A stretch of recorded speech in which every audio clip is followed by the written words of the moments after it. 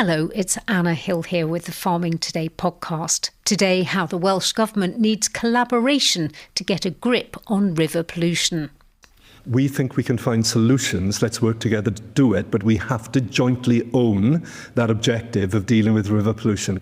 We'll have more on that a little later. First, if you felt you didn't get quite enough shiny new presents for Christmas, today is the day to make up for that and feast your eyes on the latest big toys for farmers. It's the Lamma machinery show in Birmingham this week, the showcase for high-tech agri-gizmos and anything with very big wheels and high horsepower. Toby Watley is AgriConnect's head of machinery. He told me this year's show is the largest yet. It's not Lamma of 15 years ago. We have a lot more young people here. There's a specific zone here actually on Futures in Farming to look at careers, opportunities, employment within farming, but also within the wider connected industries. So we want to get more young people and show them that this is a modern and progressive industry. The level of detail and complexity of machinery that we have today and the opportunities there are really quite astounding. What is exciting for you this year? This year we've got a lot of new tractor products, which for the 5-year-old me is really exciting to see new machines like that. But it's also the depth and the variety of technology that we're seeing within the machines themselves. It's the tech that uses that data, and it uses that data in an intelligent way. When we think about precision farming, that is predominantly a technology that we see with the arable sector. But the progression in the depth of that technology is now way faster than we've probably ever seen before. But we are seeing it moving, and quite progressively, into livestock sectors. Crops like grass, which traditionally would have said, permanent pasture is something that we wouldn't have applied precision farming technology to. We are seeing the same level of data collection in terms of grass quality, fertiliser application, all the things which were maybe the shrine of arable farmers 20 years ago, and now very much across the board, across a wide variety of agricultural sectors. Tractor registrations are at an all-time low. Do you think farmers have the confidence to invest in all this innovative but very expensive machinery? In a short answer, no, but a lot of that has come from wider changes in government policy, both on IHT, on inheritance tax. Yes, so inheritance tax, on implications that, SFI in terms of farm support or lack of it thereof.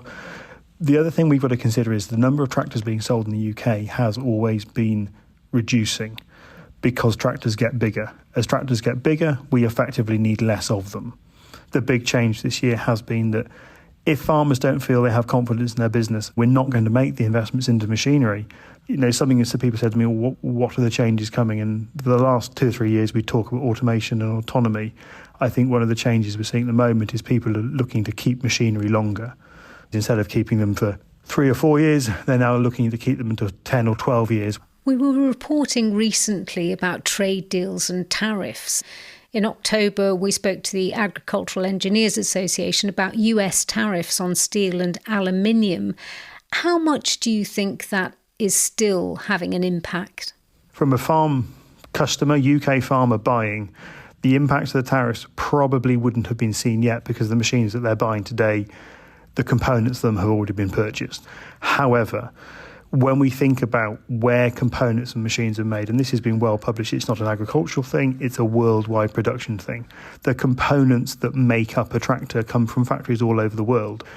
And when you think about a global scale, those tariffs only really make our big impacts that we will progressively see when we start to see the breakdown of supply chains, or as supply chains change to where they get their components from. One of the big ones would be is any machinery coming into the UK that is specifically built in North America will see bigger tariffs over something that is built in Europe. And that is something we will see play out, and potentially quite quickly, as progressions in sort of geopolitical space changes. Toby Watley there.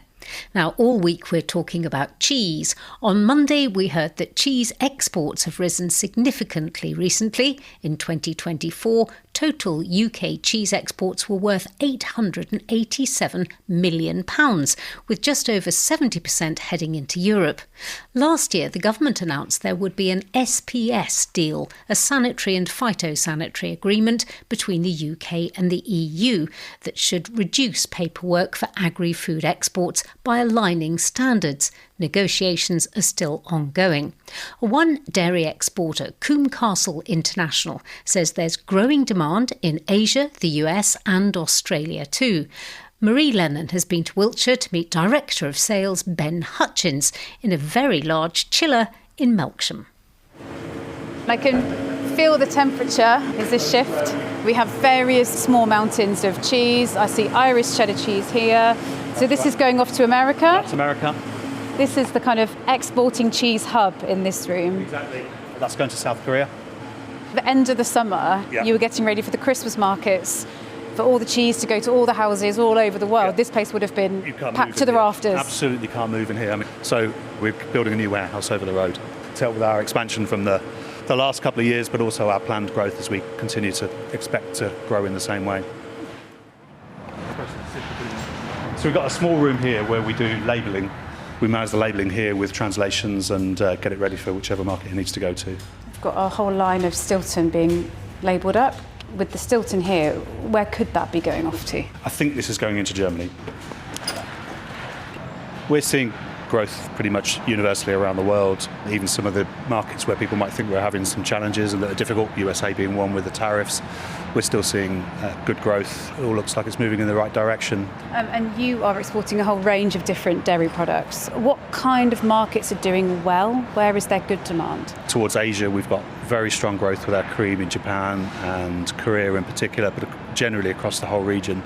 And there is definitely a move with cheese as well. Australia is quite strong for us as well. We recently put Belton Farms products into Woolworths, and that's been followed by their product then going into the same retailers in New Zealand. So demand is good. There were a few producers last year talking about still a huge amount of red tape to export into the EU. The government says they're making that easier with this SPS agreement. So how do you see things? So the new SPS agreement will definitely help. We go through a number of processes. It's even worse if you do organic, which we do. We hear more about other people than us, but we have also experienced trucks being stopped at the border and waiting a couple of days while you try and resolve the problems with maybe something simple like a page number missing off a health certificate or stamp in the wrong place. I remember when we first started, people using the wrong colour ink was an issue, but as we come through we all learn, but there still are those issues which are all administration rather than just getting out and selling. So SPS agreement will definitely help reduce red tape. And what about the US? It's been almost 9 months since new tariffs were announced by the US President Donald Trump. Is that starting to have an impact? Is it filtering down to the prices that you're seeing? We haven't seen too much impact on retail prices yet, but we think that time is now.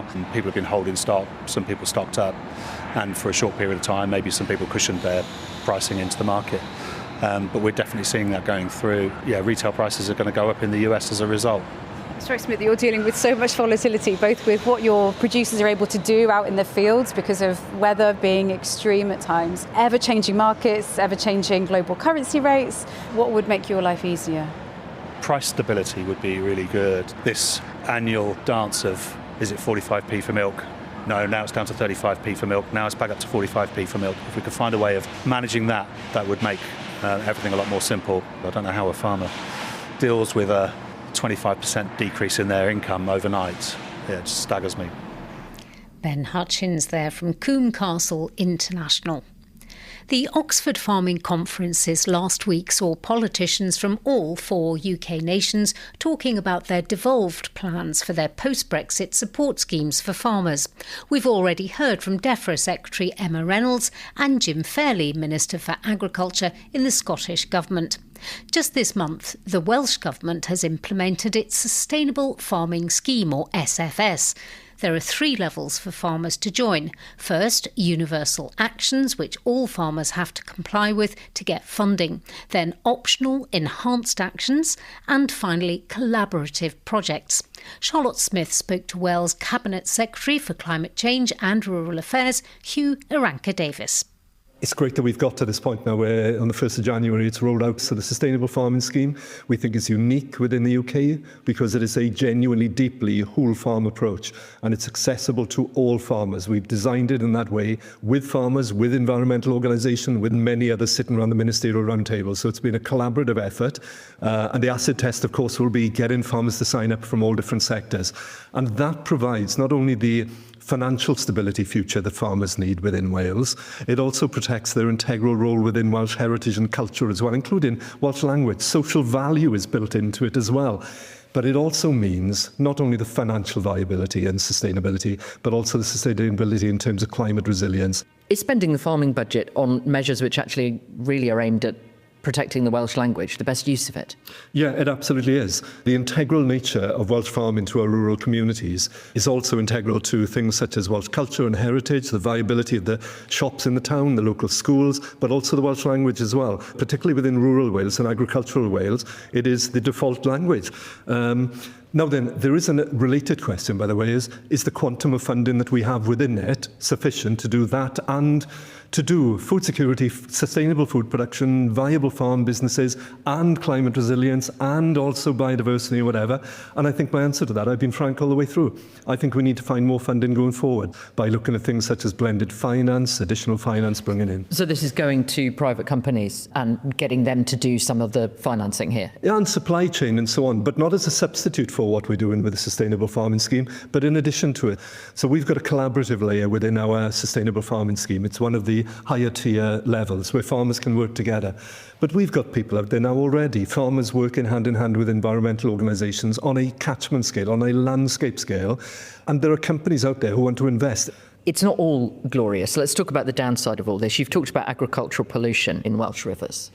So in our most precious, most iconic rivers, the Wye, the Usk, the Cleddau and so on, those rivers that are of particular biodiversity importance, the biggest contributor to pollution, not the only, but the biggest contributor is agricultural pollution. Which we have known about for a few years. We have. So what's happening? What I want to apply going forward is to get everybody in a room and say, look, are we in a shared ambition here, which is to clean up our rivers? There's also, by the way, development pressure pollution from housing and industries. We also have water companies who need to clean their act up as well. But on those agricultural pollution aspects, we have to have a shared mission with the farming community to say, look, we are genuinely in this together. Let's apply the same collaborative approach. Last year, we had the 4-yearly review with the control of agricultural pollution regulations. Farmers said to us repeatedly, what you've got in place at the moment is not working. We agree. We have farmers saying to us, can we look at other ways rather than simply saying a by-calendar approach to slurry management? Could we look at actually testing innovative new ways with in-the-ground monitoring equipment on a catchment basis, not an individual farm basis, to see if there's an alternative, better way to anticipate what's happening meteorologically, anticipate what the ground moisture content is like, etc., and then allow us to intelligently, with real data input, decide how we apply it. So really what you're saying is, as when you brought in the Sustainable Farming Scheme originally, there was a massive row. Jobs were changed in the government, you came in, you got everybody around a table, calmed it all down. You want to do the same thing with pollution. So if we can take the same approach where we say, let's collaborate on this, and we've started to do it, by the way. Back in August, we had a water summit focused on agricultural pollution down in Pembroke. It's around the Cleddau area. Now, that's the sort of approach we took on the SFS.